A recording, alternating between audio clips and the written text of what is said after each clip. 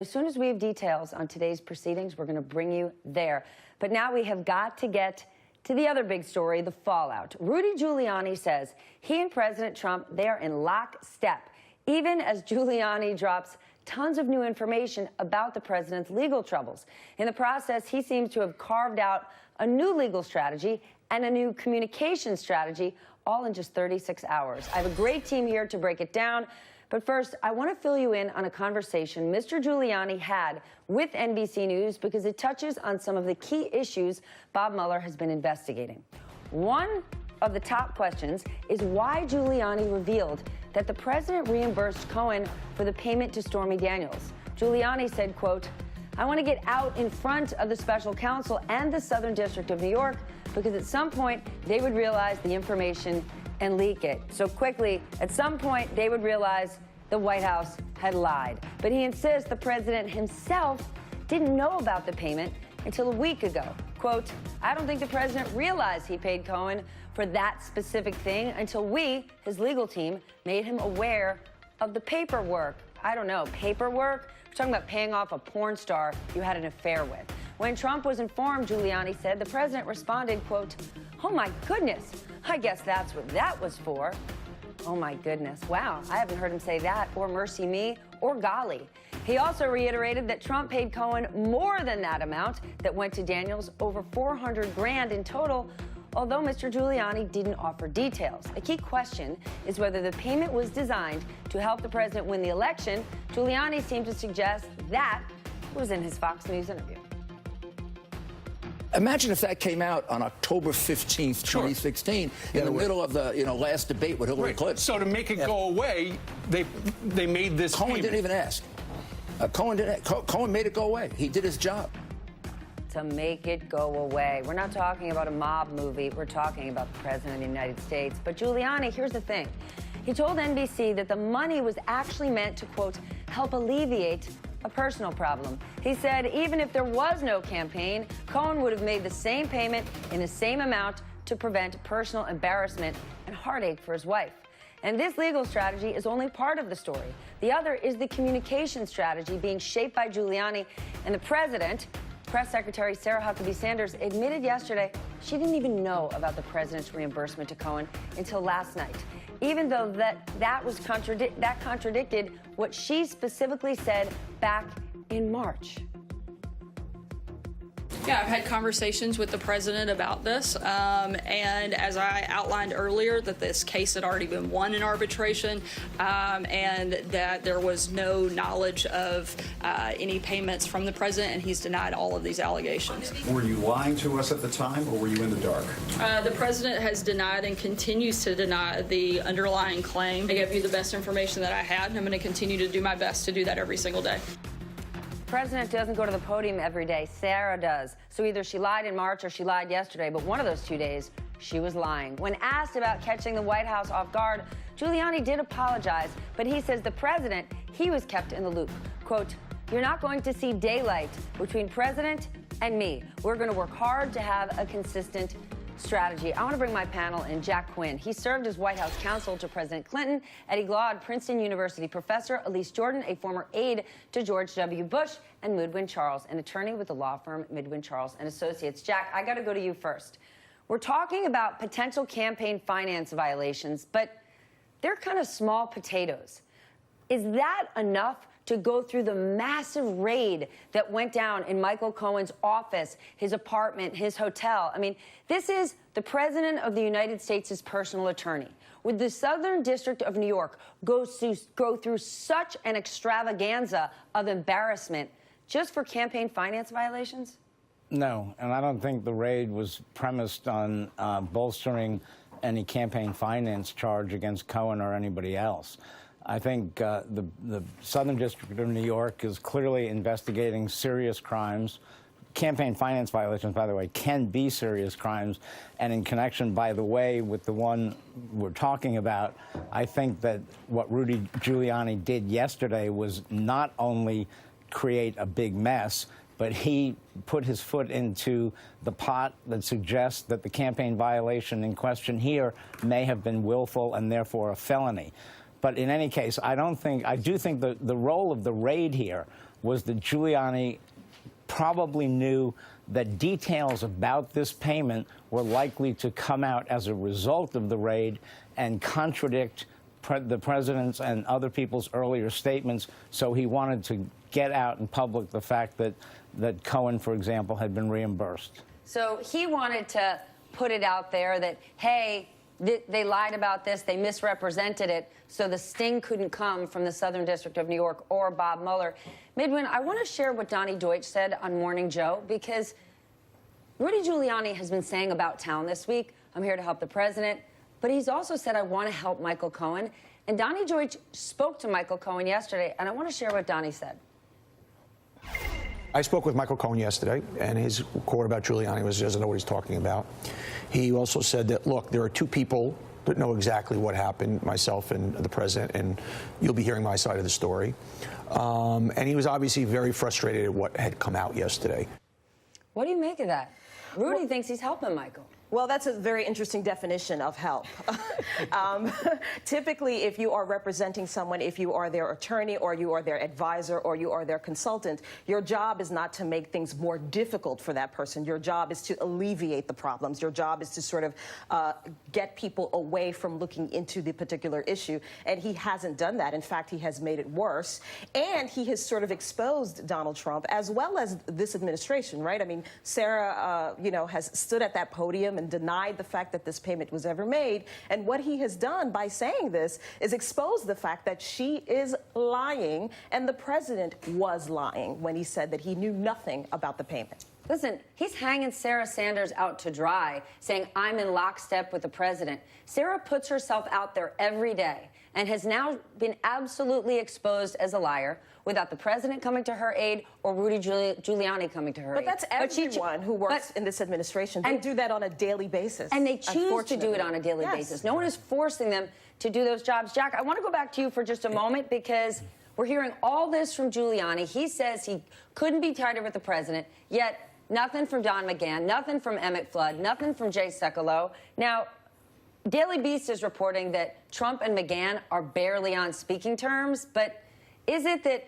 Rudy's the new face guy and those guys are doing the work? I think this was, concocted by the president and Rudy Giuliani sitting together and making a decision to go out and let him make this statement. And I think it was a disaster.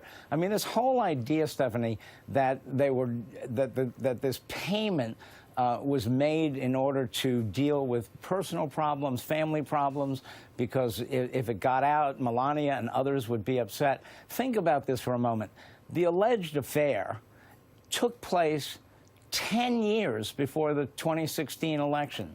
And yet 6 weeks before the election, they make a decision that they've got to make this payment in order that it not be revealed. Is it conceivable that for 10 years they were unconcerned about this getting out because of the effect it might have on his wife or the rest of the family? For 10 years, Stormy Daniels might not have gotten anyone to care. There weren't many organizations. Stormy Daniels did try to tell her story a while ago, and it didn't matter. Well, put just before an differently, election, people cared. If Donald Trump had not run for president, do we think this payment would have been made? I sure don't. I would agree with that. All right, Elise, if the president's actions and Michael Cohen's actions were legal, why wouldn't Cohen lead with that? That's the one thing I don't get here. Everyone keeps spinning, just say I'm absolutely innocent.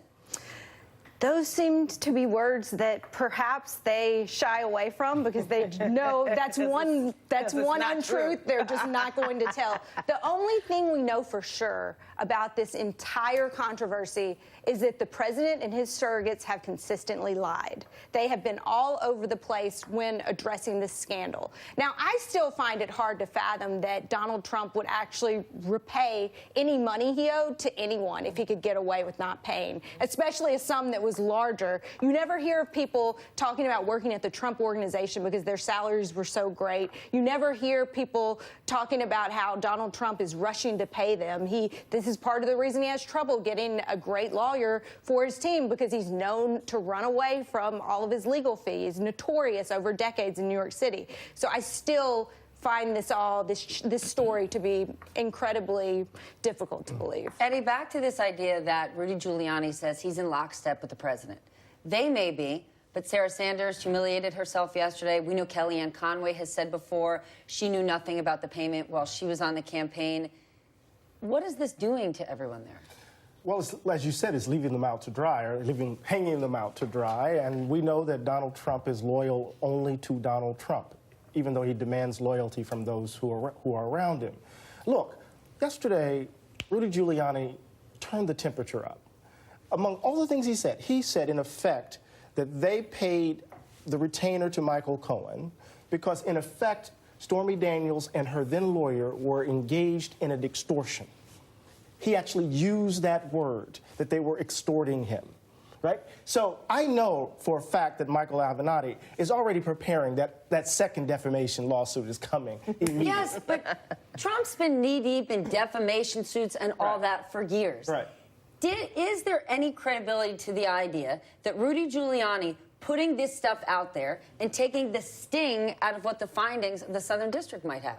Absolutely not. I mean, to my mind, I don't think he's settled that issue at all. In fact, he turned up the heat. It's boiling right now. And so part of the thing that we have to deal with it's the moral consequence and the political consequence. Exactly. And, of course, the legal consequence. I don't know much about the legal consequence. Legal is the big one, though, because if it's the political consequence, however people feel about President Trump is locked in and it's not changing. If it's the moral consequence, people voted for President Trump knowing he was morally reprehensible, and they were A-OK with it. It's only the third leg that actually matters. So, yes, Stephanie, but the first two suggest that we are in deep, deep trouble. Exactly. My friend, we are in deep trouble. Okay. We don't need the suggestion. Yeah. Jack, NBC has some reporting that the feds may have been monitoring Cohen's calls. How unusual is that? And how unusual would it be if this is just about campaign finance? It'd be highly, highly unusual if it were simply about campaign finance. They employed what's called a pen register, which is a device that will record the numbers of calls being made going out. Those devices these days can typically also record the numbers of calls coming in. So in other words, they're not monitoring the actual conversation, but they are keeping track of who's calling in and who's calling and to what numbers the target is calling out.